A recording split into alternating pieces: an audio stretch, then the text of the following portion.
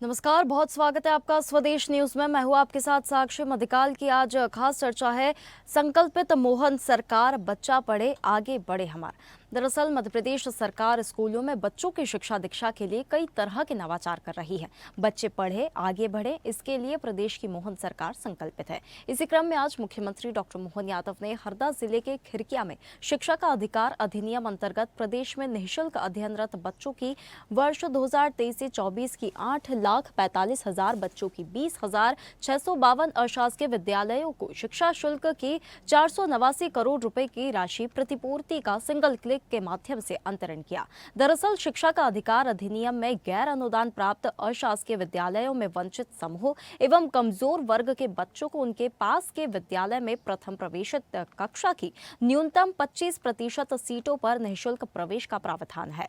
वर्तमान में शिक्षा का अधिकार अधिनियम के तहत प्रदेश में लगभग 8,50,000 बच्चे अशासकीय विद्यालयों में निःशुल्क शिक्षा प्राप्त कर रहे हैं। प्रदेश में वर्ष 2011 से 12 से लागू इस प्रावधान के तहत अब तक 19 लाख बच्चे लाभान्वित हो चुके हैं। वहीं राज्य सरकार द्वारा अब तक 3,000 करोड़ रुपए की फीस प्रतिपूर्ति की जा चुकी है। वहीं हरदा में आयोजित कार्यक्रम में मुख्यमंत्री डॉक्टर मोहन यादव ने स्कूलों में शिक्षा का महत्व बताया। साथ ही श्री राम और श्री कृष्ण के संदर्भ में शिक्षा का महत्व बताते हुए भारतीय संस्कृति का बखान किया। मुख्यमंत्री ने प्रदेश में शिक्षा व्यवस्था का जिक्र करते हुए कहा कि आज हम स्कूली शिक्षा से लेकर महाविद्यालयों की शिक्षा में कई तरह के नवाचार कर रहे हैं।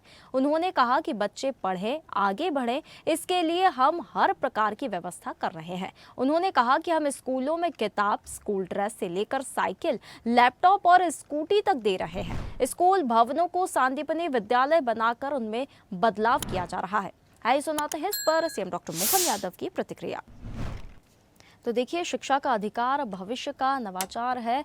कोई बच्चा पढ़ाई से वंचित ना रहे, इसे लेकर मोहन सरकार संकल्पित है। मध्य प्रदेश सरकार संकल्पित है इसे लेकर। चलिए आपको प्रतिक्रिया सुनाते सीएम डॉक्टर मोहन यादव की। हमारे जमाने में स्कूल में आओ तो भवन भी नहीं मिलता था, बैठने के लिए टाटपट्टी घर से लाना पड़ती थी कि नहीं लाना पड़ती थी। कई लोग गवाह हैं। उस दौर की कल्पना करो, जिस बोरे को लेके घर से आते थे, बारिश हो गई तो वही सिर पे लगा के अपने को आना पड़ता था। अब बच्चे भाग्यशाली हैं।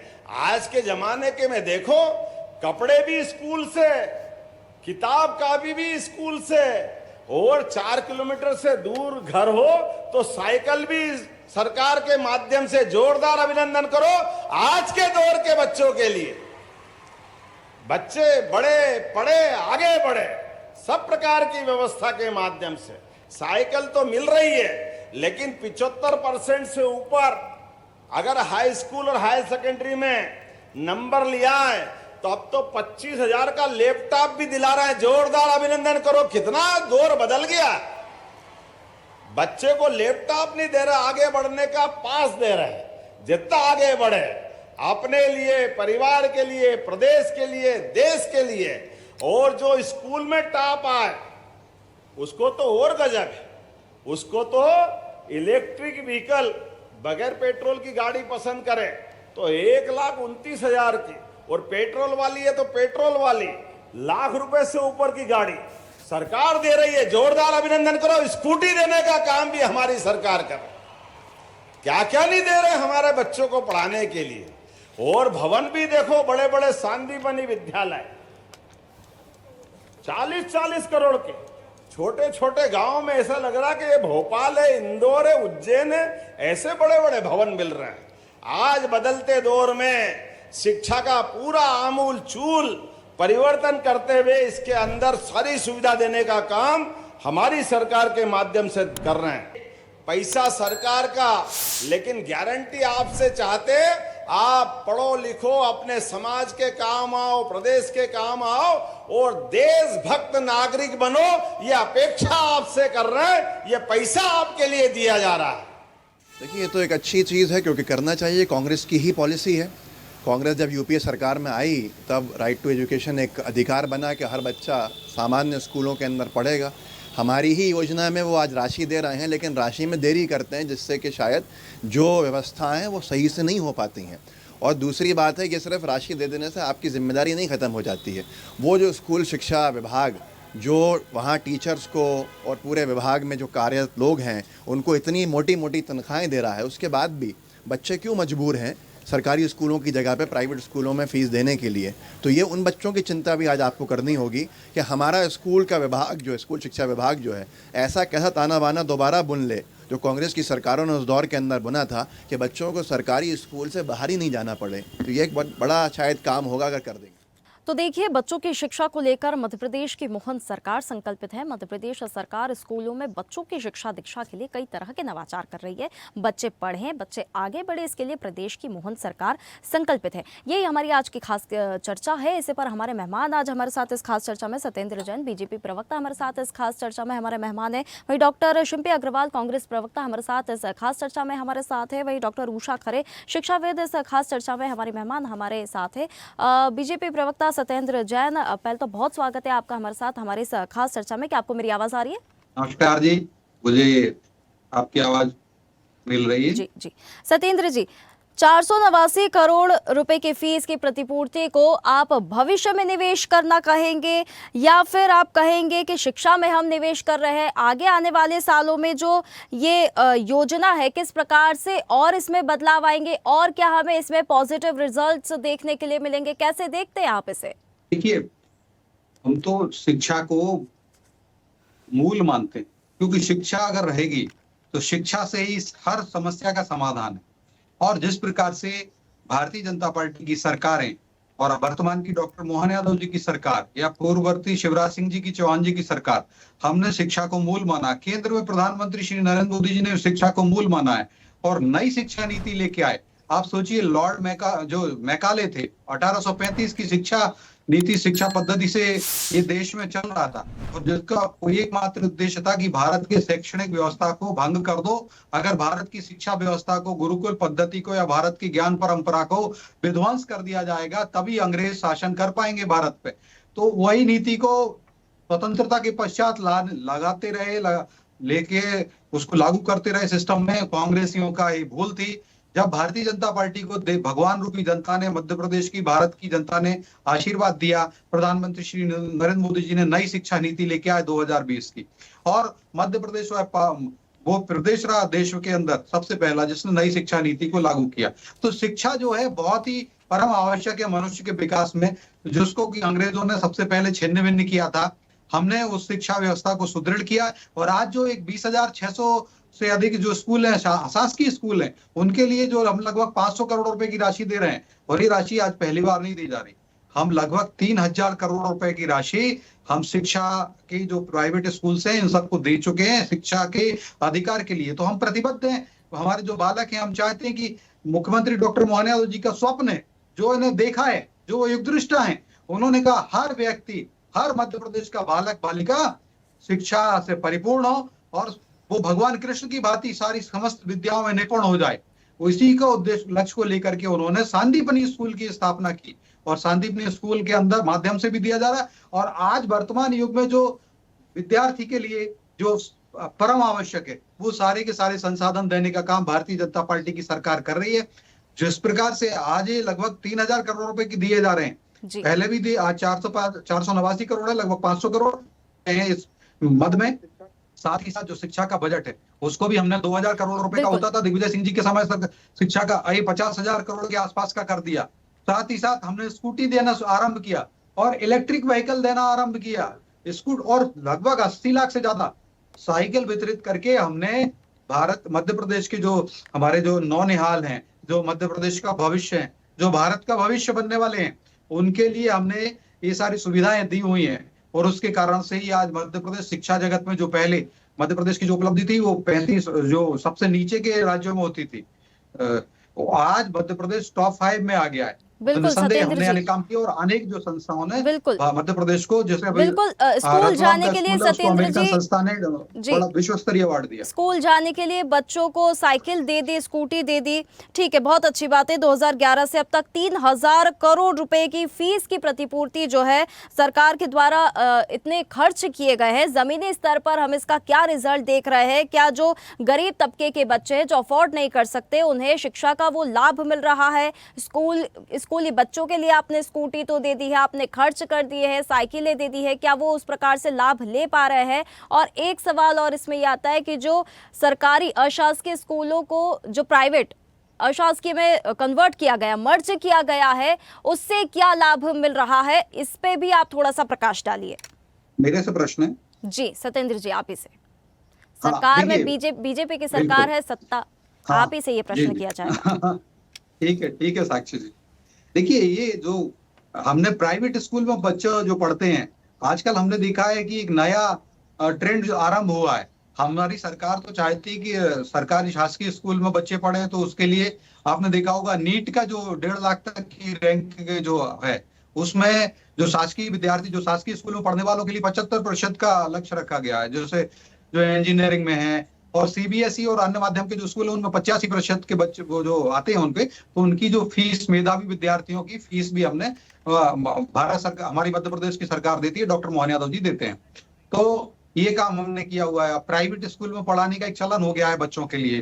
तो प्राइवेट स्कूल के में अगर हम ये जैसे शिक्षा के अधिकार के द्वारा 3000 करोड़ रुपए दिए गए, तो निस्संदेह हमारे जो ऐसे विद्यार्थी हैं, जो ऐसे पालक हैं जो उतनी प्राइवेट स्कूल की फीस को अफोर्ड नहीं कर सकते हैं, वहन नहीं कर सकते हैं, तो मध्य प्रदेश की डॉक्टर मोहन यादव जी की सरकार ने उनको स्तंभन दिया है, उनको एक आलम्बन दिया है, और निस्संदेह हम मानते भी हैं क्या, और उस मंत्र को फलित करते हुए हमारे मध्य प्रदेश के विद्यार्थी और पालक गण लाभान्वित भी हो रहे हैं। और विद्यार्थियों को, और वो कहा गया है ना, विद्या ददाति विनयम विनयादयाति पात्रताम पात्रत्वात् धर्मापनोति धना धर्मस्तथा सुखम। तो विद्या को हमने ऐसा सर्व सुलभ कर दिया है। प्राइवेट स्कूल्स के अंदर भी जो जैसे विद्यार्थी जा सकते हैं जिनके माता पिता की आय उतनी नहीं है, सक्षम नहीं है, उनको भी हमने समुन्नत किया है, उनको हमने अवलंबन दिया, आलम्बन दिया है, उनको हमने स्तंभन दिया है, जी। टीका लगाया है। निस्संदेह उससे जो विद्यार्थी बढ़ रहे हैं, और यही कारण है कि मध्य प्रदेश की जो जीडीपी है, जीएसडीपी कहे राज्य की,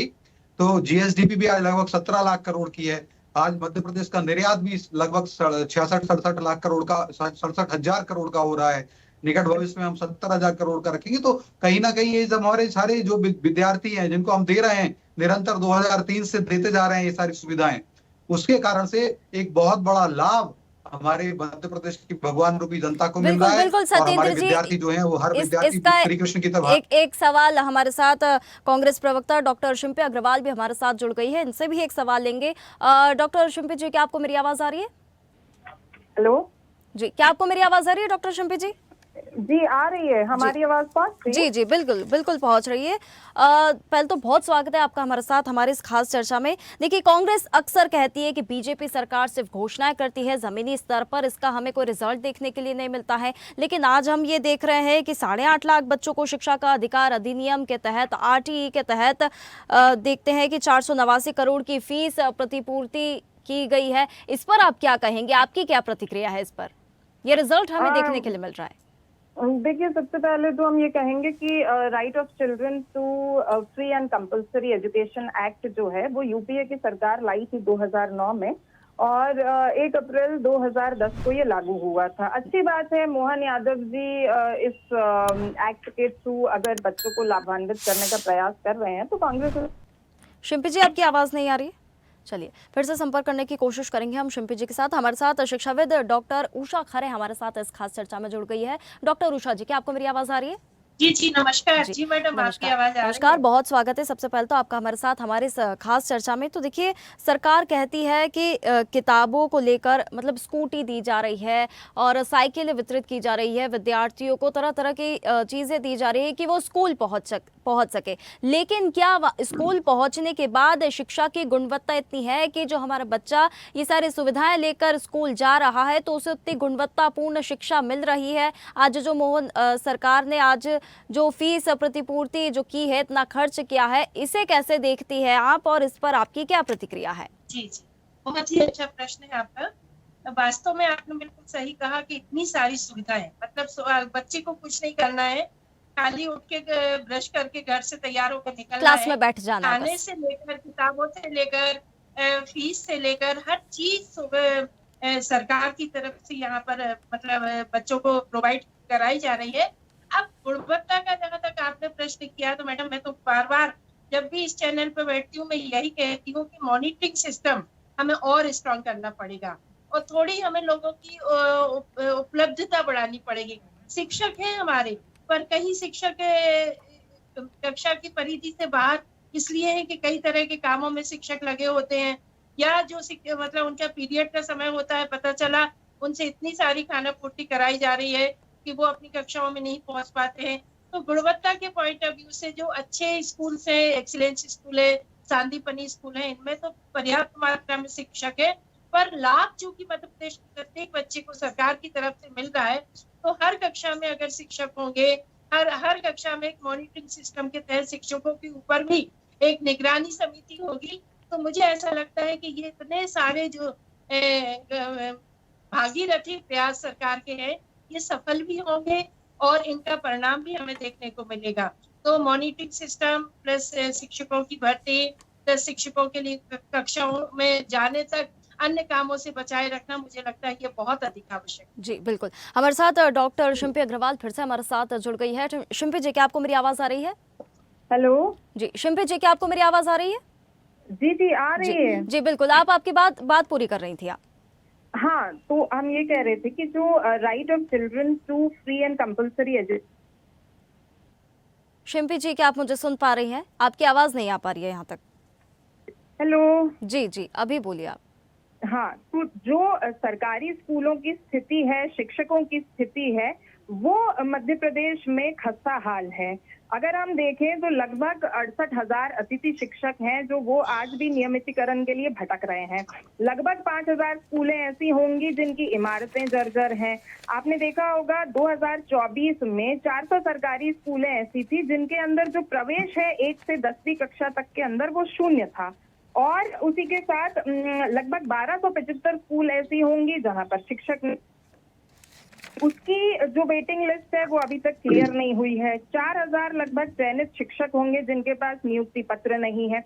ऊपर से जो गर्ल्स की ड्रॉप आउट रेट है वो निरंतर बढ़ती चली जा रही है, और कई ग्रामीण क्षेत्रों में, आदिवासी अंचलों में स्कूलों की स्थिति ऐसी है कि आज भी बच्चे तिरपालों के नीचे पढ़ रहे हैं। भवन पूरी तरीके से जर्जर हैं। कई स्कूल्स में स्पोर्ट्स टीचर है तो सामग्री नहीं है, सामग्री है तो स्पोर्ट्स के टीचर्स नहीं है। साथ ही अगर आप देखेंगे तो जो आदिवासी अंचल है वहां पर स्कूल तक पहुंचने के लिए आज भी सड़क मार्ग नहीं है, जबकि सड़क मार्ग एक अनिवार्य चीज है। किंतु इन्हीं अंचलों में बच्चों को कहीं वन क्षेत्र से होकर निकलना पड़ता है, कहीं खेतों से या नदियों से निकलना पड़ता है। तो देखिए, जब तक मूलभूत सुविधाओं पर सरकार काम नहीं करेगी तब तक आप बड़ी राशि। जी बिल्कुल बिल्कुल शिम्पी जी, आपके पास फिर से आऊंगी मैं। सत्येंद्र जी, बहुत सारे सवाल हैं सरकार से। सबसे पहले तो कांग्रेस भी ये कह रही है कि हमारी पॉलिसी थी, अब हमारी पॉलिसी के तहत जो है वो फीस दे रही है सरकार, बहुत अच्छी बात है, ठीक है। सबसे पहले स्कूटी दे दी, साइकिल दे दी कि बच्चा स्कूल तक पहुंचे, क्लास में बैठे और वो शिक्षा प्राप्त करे। तो क्या हमारे स्कूल की शिक्षा जो गुणवत्तापूर्ण इतनी है कि बच्चा अच्छे से अच्छी शिक्षा प्राप्त कर पा रहा है? ये जैसे कि भोपाल का एक गांव है, यहाँ पर हम देखते हैं कि 1 से 5वीं तक 47 बच्चों को सिर्फ एक ही शिक्षक पढ़ा रहा है। सिर्फ एक शिक्षक, इतने बच्चों के बीच कैसे बच्चे पढ़ पाएंगे? जो शिक्षक जो है वो कितने, अभी शिम्पी जी ने भी आंकड़ा बताया कि कई शिक्षक जो है नियमितीकरण को लेकर दर अभी तक भटक रहे हैं। गुणवत्तापूर्ण जब तक शिक्षा नहीं मिलेगी तब तक बच्चा स्कूटी और साइकिल का, सत्येंद्र जी, क्या करेगा? देखिए साक्षी जी, हमने हर जगह पर, चाहे वो शिक्षकों की संख्या की बात हो, हमने नए शिक्षकों की भर्ती भी की हुई है, हमने नए स्कूलों को भी बनाया हुआ है, हमने जो गैप है उसको भी कम किया हुआ है। जो 26% के आसपास दिग्विजय सिंह जी की सरकार में जो शिक्षा से वंचित रहते थे बच्चे, वो भी लगभग 5% पर आ गया है।